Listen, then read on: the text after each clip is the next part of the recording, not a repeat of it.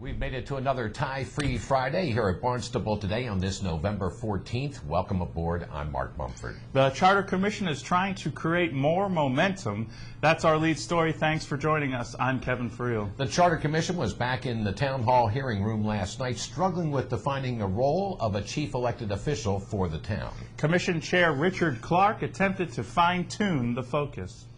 I have a motion and a second to elect the town council president as a legislative function, not executive. Comments upon... This is Greg. I'm sorry. Just a second. We have John, who had his hand up first. Do you want to speak to his motion? No, I was going to speak about something. Okay. And again, I'd like to stay with the motion, which is the first hurdle, not the powers. Lucian, you had your hand up next. Well, to the motion. To the motion. I think we've already voted this. I agree, but we're going to vote it again. Okay, and I mean, this is regression as far as I'm concerned. But, okay, that's all I got to say. Good. Also on the Charter Commission table last night, discussion of the future relationship between the town and the Airport Commission. Here's Charter Commission member Bob Jones. You know, the Airport Commission is, as far as I'm concerned, if you look at the complexion, and I hate to use today's things because I think that's wrong, but because we're talking about a system of government, but I think we have some of the most qualified servants within the town that are on the Airport Commission. And I think the rub was not, I don't believe, with the commission itself, with some of the controversy that has gone on. I think it might have, there was other things, I think, with the department head and maybe personalities and a whole lot of things that entered into it. I just don't think, I mean, right now that we have liaisons that visit the Airport Commission. I have, you know, ultimate respect for the people who serve as liaison to those particular, that commission and others to do the job. Unless you're going to give somebody, you know, voting powers on that commission, you know, that's from the council or the council president or something like that,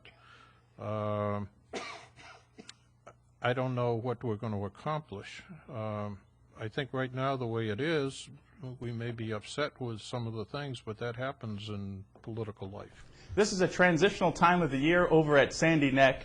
At the latest Sandy Neck board meeting, manager Nina Coleman fielded a question about marine mammals seldom seen in this neck of the woods, but quickly turned the conversation to turtles. Any manatee sightings? No manatee sightings.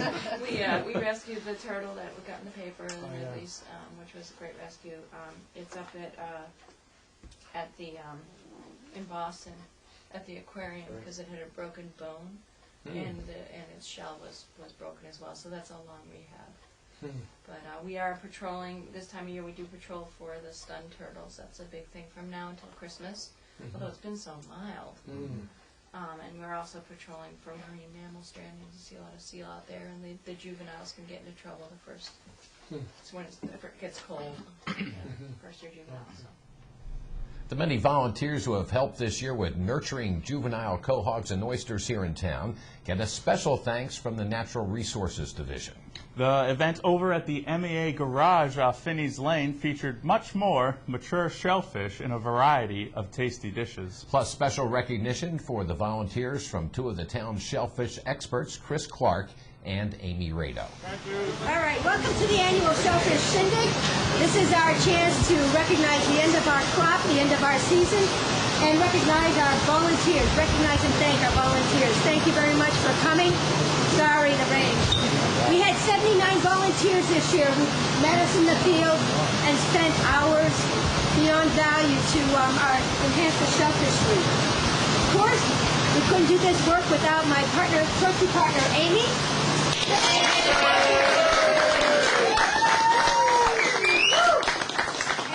besides being with me in all our field projects and house projects, she put together for the first time the PowerPoint show of all our volunteers with their names. Not everybody knows who everyone is, now you should. She's helped with the digging and preparing for this event, and designed the shellfish, the volunteer appreciation certificates that you'll receive today. Also, we have Mark and Tom Tom, the shellfish biologist, Mark, his assistant. Do you have any words, Tom? Just thank you very, very much for coming, and thanks for all the help. It seems to be getting bigger and bigger, and more volunteers every year. It's quite a thing for this. That means we should have more oysters every year, right?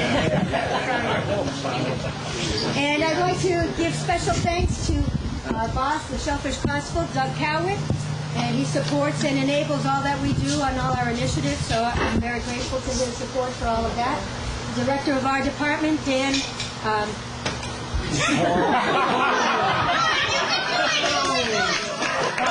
Chris's last name is tomorrow.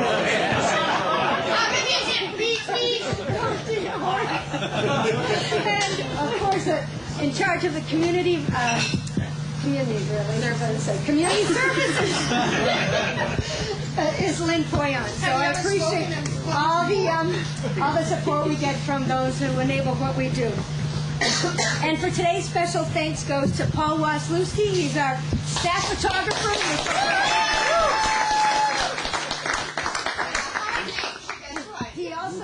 He also designed and made the little boat for the raw bar that John Gorecki has been opening the shellfish for, so I thank him for that. And thanks Steve Hoxie for his clam fritters he brings every year. And last but not least, I should thank Lenny for his world-renowned chopper.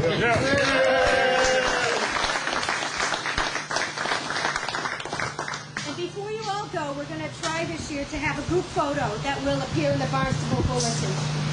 And there are parting gifts if you would like. There's some quahogs that Amy and I dug and are available for you to take home at the end. So, here we go. These are the volunteers that work this year, and we're acknowledging them alphabetically.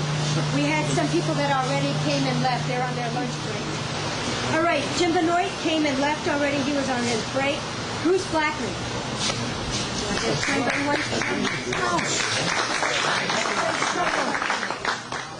A cranberry.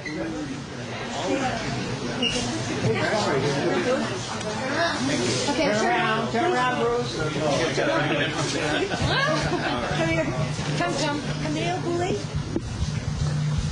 Camille? Oh, there she is. Camille.